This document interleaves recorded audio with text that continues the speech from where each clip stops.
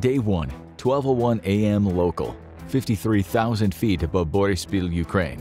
The engines of the Raptor generate a mild roar somewhere behind U.S. Air Force Captain Kieran Campbell's head, but he doesn't notice. His eyes are glued to his HUD, ears cued to the warning tone from his radar that'll let him know enemy fighters are in the air. Well, not his radar. The entire 20-strong squadron of Raptors are all flying noses cold. Turning on their powerful AESA radars would be a dead giveaway for Russian fighters and ground batteries. Instead, the Raptors are being fed information from a loitering AWACS platform, one of 4 currently in the skies over Ukraine.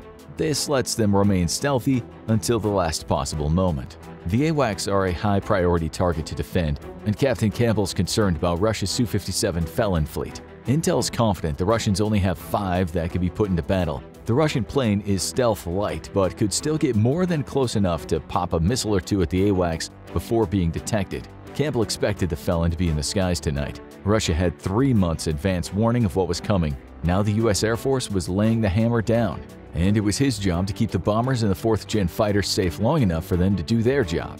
A double beep pulled his attention back to the radar. There, as expected, a Russian combat air patrol. Moments later, the AWACS computer classified it as a Su-30 in loose formation with his flight of 4. The Russians had been stepping up their air combat patrols in recent weeks, aware that the U.S. had nearly finished its preparations for war. Why they hadn't struck first when it was most advantageous to them was a mystery, but in all likelihood they simply didn't have the platforms to do so anymore.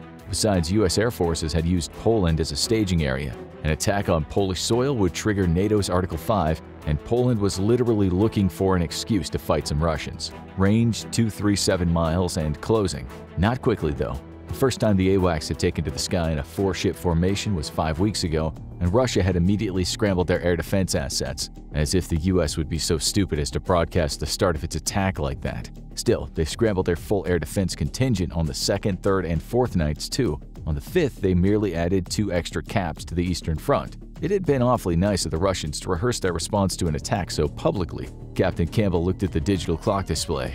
Yep, the war should be just about to officially be on any second now. After a moment later, his radio crackled with a single word: cryptic. The squadron's computers communicated with each other via directional burst to lessen the chance of being detected, each bird being assigned its own target. Campbell often felt like he was merely accompanying the computer that controlled so much of the jet, was pretty sure in another 10 years he'd be obsolete altogether. At least for now, though, he got to press the button. The F-22 shuddered slightly as its weapons bay opened and compromised his stealth for approximately 2.5 seconds. In that time, though, 2 AIM-120 missiles were ejected and the doors were already shut. The missiles rocketed upwards into the sky where the air was extremely thin and they'd meet little resistance. Once their rockets burned out, they'd be on a terminal trajectory pouncing down on the low-flying MiGs from above. A minute and a half later, Campbell could see the MiGs begin to peel away on his radar. It was unlikely they detected his F-22 from nearly 70 miles away, so he supposed that the ground-based S-400 had detected him and relayed the warning to the Cap. He was unconcerned. It was one thing to detect the presence of a stealth fighter, another thing altogether to get a high-quality weapons lock on it. According to Russian sources, the S-400 should be able to lock onto him from around 24 or so miles. At around 80 miles or so, all it could do was warn friendly aircraft. Those aircraft had 2 choices: run, knowing that if an American stealth aircraft had been detected, it had probably already fired long-range missiles at them, or gun it, closing the distance as fast as possible to engagement distance. The smarter option was run, but it was no guarantee of safety. The AIM-120s were going over Mach 4 when their rockets cut off and only slightly slowed with little air resistance in the upper atmosphere. The Russian planes executed a pretty aggressive turn before gunning their engines, but the turn cost them serious airspeed that they had to regain. It wasn't enough. Campbell's squadron had shot well inside the maximum range of the AIM-120, and it had serious legs. The Russians realized it too, as they dipped their noses to the ground in an attempt to notch the incoming missiles. Now in active guidance mode and setting off the MiG's warning receivers, the sky erupts with flares as the MiGs try to shake their pursuers, but the AIM-120s have activated radar guidance in their terminal phase and are unaffected by the countermeasure. One by one, the Russian MiGs are blown out of the sky. 12:18 p.m. local, 5 meters over the Black Sea. 48 short-winged jet-black shapes roar just feet over the tops of the Black Sea's waves. The weapons look like flying fish and behave much like them, rising and falling with the wave tops as their advanced onboard sensors detect the wave height of the sea in front of them and adjust to stay as low as possible. The LRASMs are the U.S.'s answer to the threat of the Chinese Navy.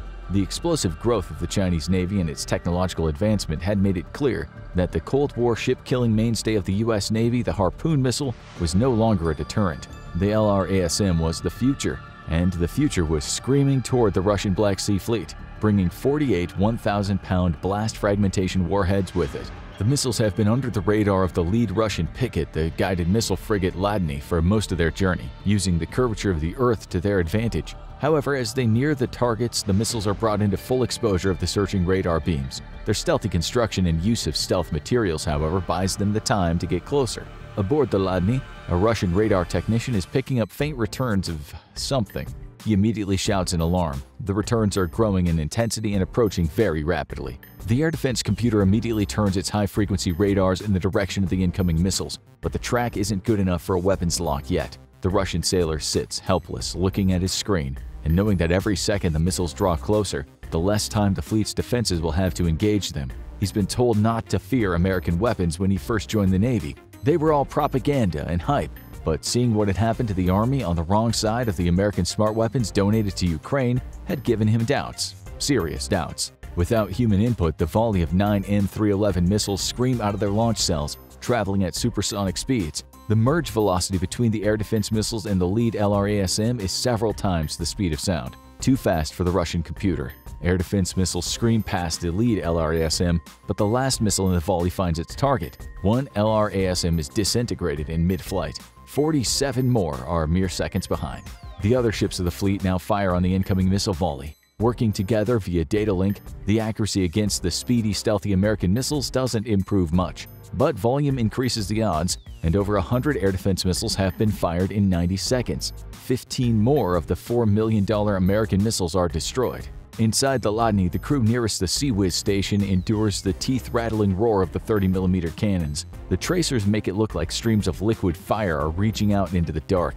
Other ships' last-ditch defenses roar to life, the fleet maneuvering to present a broadside of CIWS cannons to the incoming attack. The lead LRASM is untouched and seconds later smashes into the side of the Ladny. The warhead is designed to detonate shortly after impact, allowing the kinetic energy of the strike to push it deep into the guts of the ship before exploding. The effect is devastating, as the 1,000-pound warhead explodes deep in the guts of the ship.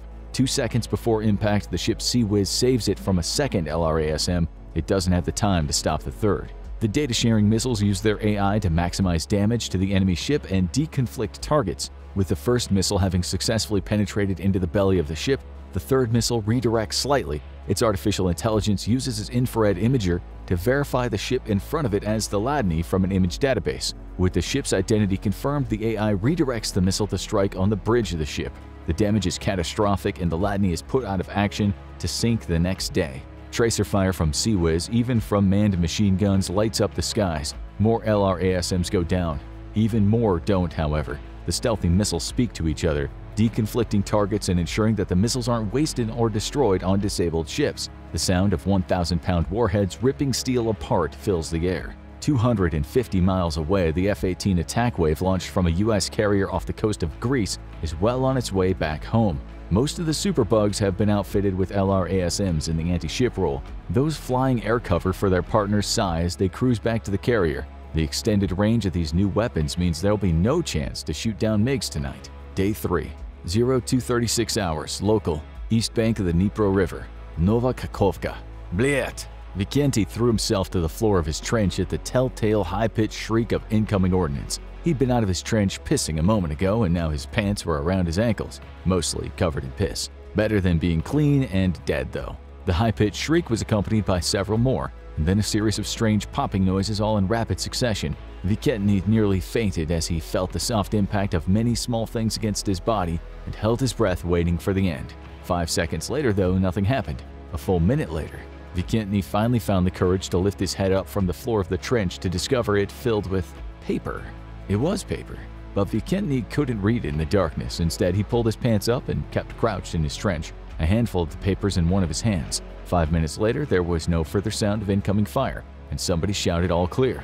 Vikenty gave it an extra 30 seconds just to be sure. He wasn't directly on the front line, or what would soon be the front line as he suspected. Instead, his trench was closer to the town of Nova Kakhovka, rather than the network right off the bank of the Dnipro River. That's the only reason he felt safe enough to flick on a flashlight so he could look at his papers. Several other soldiers joined him now that they were clearly not under attack. "Yeah, you piss yourself?" His only real friend out there in the front, Yurik, was also a conscript. His whole unit was, and so was the unit next to them. Other than the officers who constantly yelled at them before retreating to their command posts far, far in the rear, he couldn't remember the last time he saw a proper Russian army soldier. "No, it was before the bomb just— Shut up, I'm trying to read." "Yes, read. What is this?" One of the other soldiers encouraged him. He looked like he'd come from the poorer eastern provinces of Russia, explained why he didn't know how to read. Each paper was the same as the others, written in 2 languages. Judging by the illustrated pictures, he guessed the back of it said the same thing as the front did in Russian. "It's from the Americans. It's a warning that we should surrender."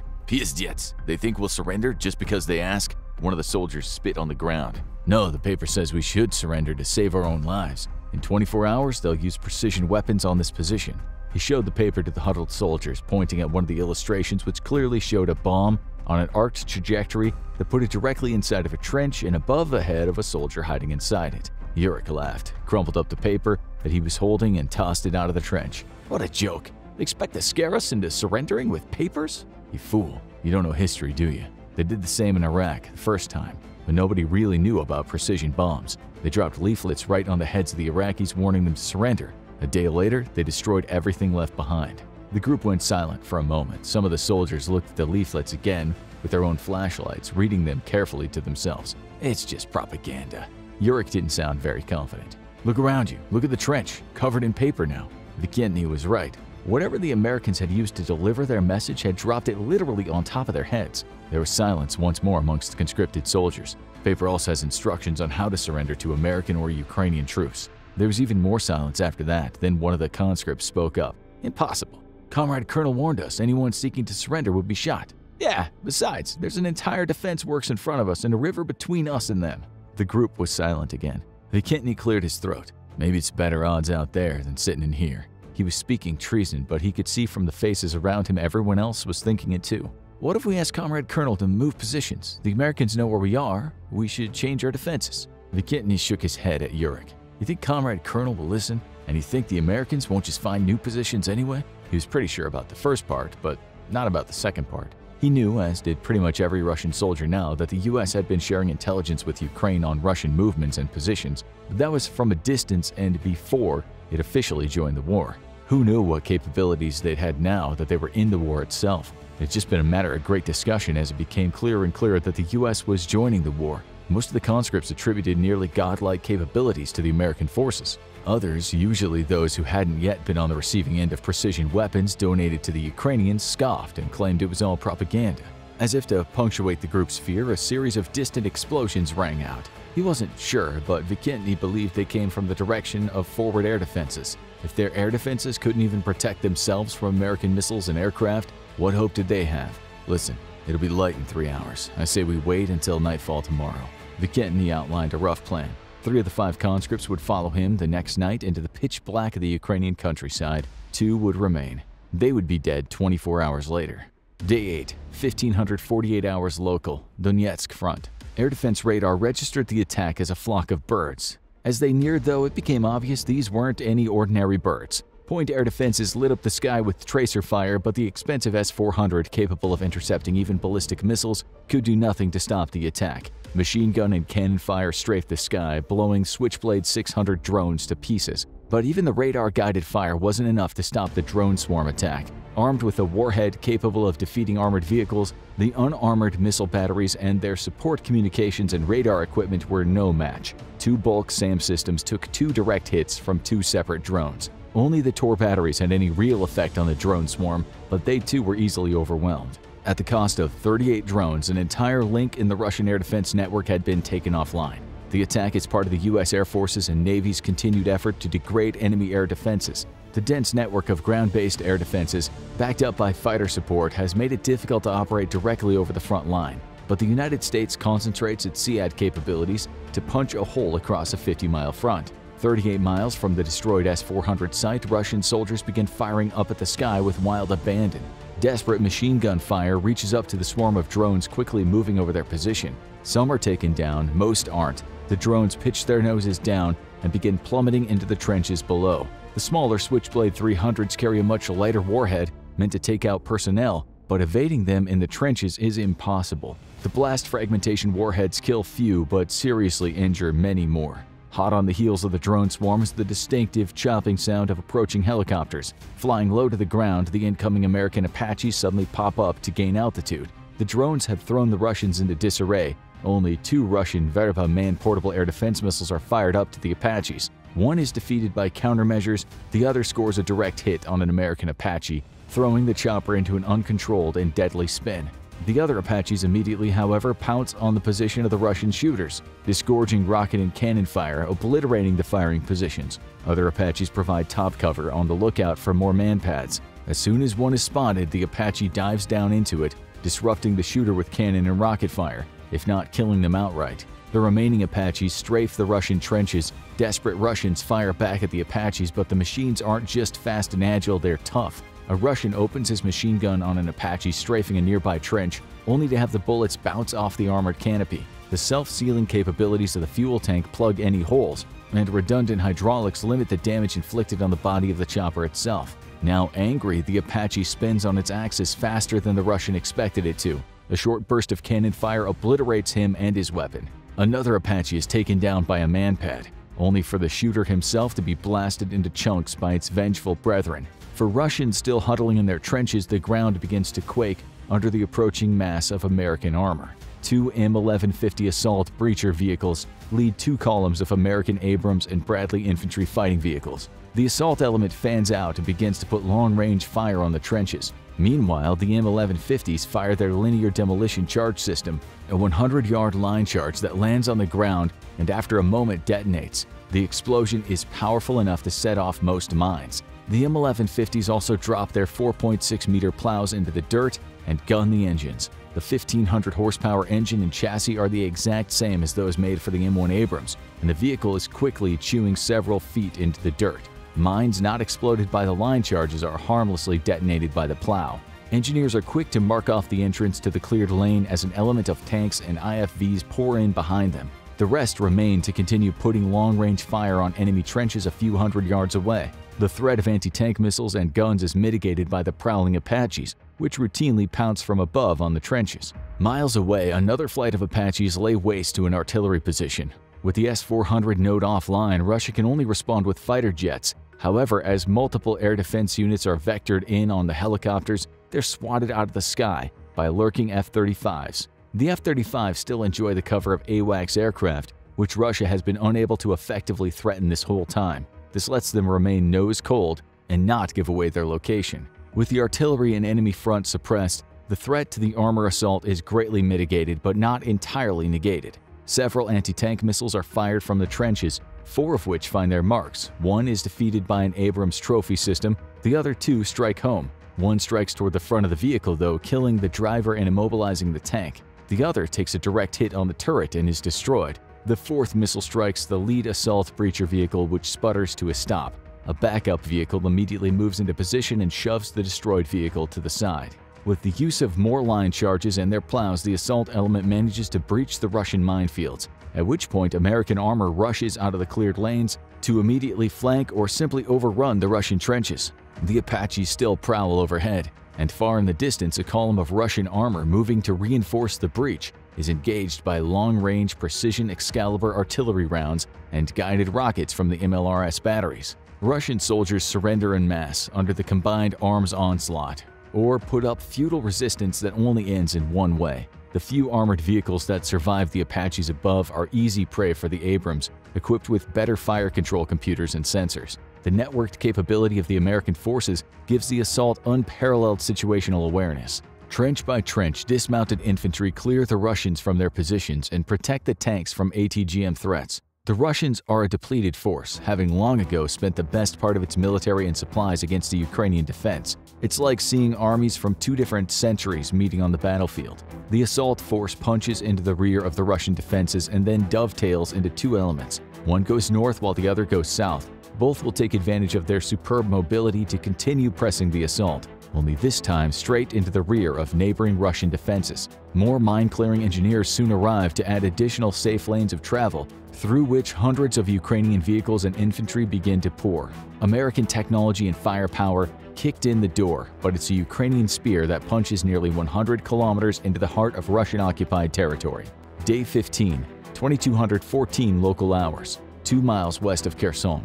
Two big 4-meter missiles roar to life. Each artillery battery consists of 6 MLRS vehicles, with 2 batteries firing in total, with 2 ATACMS missiles per vehicle. In moments, 24 of the missiles were in the air, each carrying a GPS-guided 500-pound explosive warhead. The missiles arc out over liberated Kherson like massive fireworks, then continue to climb until they reach 160,000 feet. Russian air defense networks quickly pick up the big bulky missiles, which lack any stealth characteristics whatsoever. S-400 units around Crimea are quickly tasked to service the attack, networking together to assign individual launchers to each incoming missile. Working together, various S-400 sites around Crimea begin to spit out interceptors with a pop of gas. Once the missile is 30 meters away from the launch unit, it ignites its rocket motor and screams into the night sky. Each of the American missiles have been assigned 2 interceptors. Air defense computers have reached several conclusions on the projected trajectories, the most concerning of which is the Kirk Bridge. But this is also one of Russia's best defended footholds in Ukraine,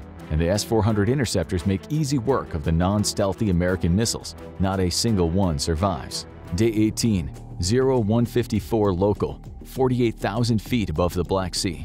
After refueling off the coast of Bulgaria, the F-18 Strike Force has been flying northeast for the last 15 minutes. The carrier planes aren't trying to hide their location and blast ahead with their powerful active electronically scanned array radars. 2 AWACS units flown in support of the attack extend the radar coverage umbrella deep into occupied Crimea. Prowling on the east coast of the peninsula are the telltale returns of Russian fighters. The Super Hornets launch a volley of decoys toward the Crimean Peninsula. The decoys have been quickly retrofitted to fit any U.S. Navy fighter aircraft, and once deployed can mimic the radar and electronic emissions of any U.S. aircraft. Now they're playing the role of more Super Hornets. With each aircraft firing 2 of the large decoys, their numbers have in effect tripled.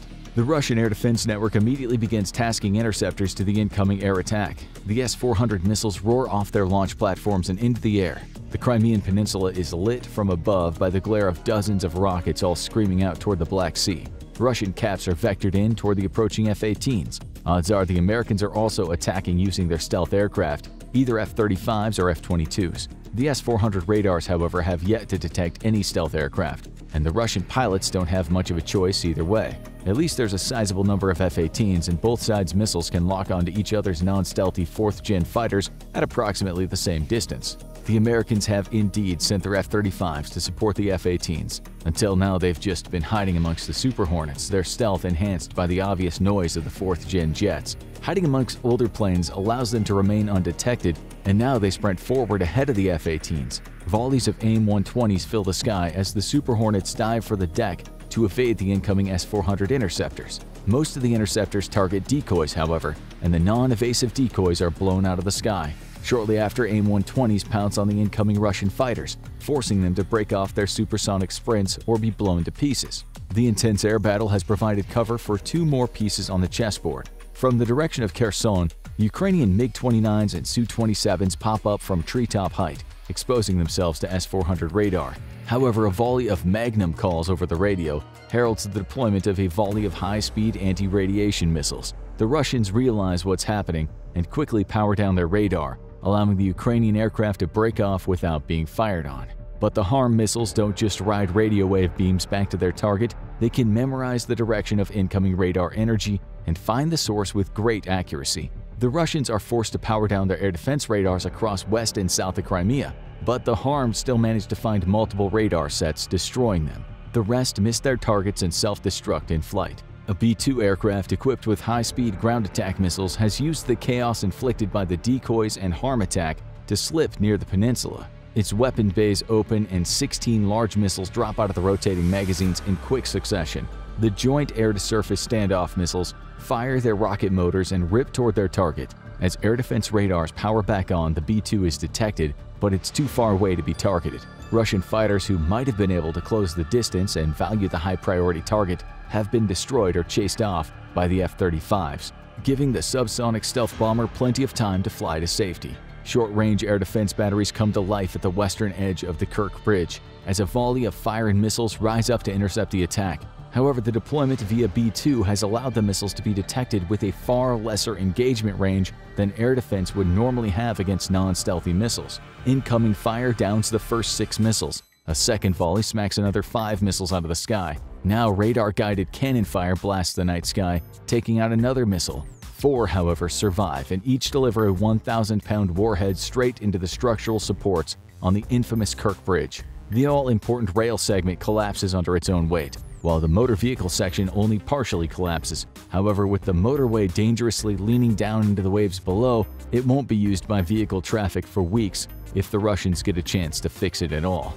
Day 32, 1532 local, outskirts of Melitopol. The combined American-Ukrainian assault initially feinted toward Polohi before suddenly hooking south and taking Tokmak. The depth of this penetration attack is only limited by the lack of American ground power, which is slowly trickling into the theater. American air power, however, is in full effect, harassing the Russian air defense network daily and slowly grinding it out of existence. In another 2 to 3 weeks, it's predicted the US will have air superiority. Shortly after that, air dominance. The push south now breaks the suburbs of Melitopol, the ferocity of the initial penetration and exploitation rocking the Russians on their heels. Every time they attempt to gather a significant armor force to counterattack, it comes under harassment from long-range precision rocket and artillery fire or standoff attack weapons fired from American aircraft. It's only safe to gather men and vehicles together in ever-shrinking air defense pockets. The Big Abrams lead the charge of 2 combined brigade combat teams. The American tanks are doing the job they were born to do, taking on Russian armor on the battlefields of Europe.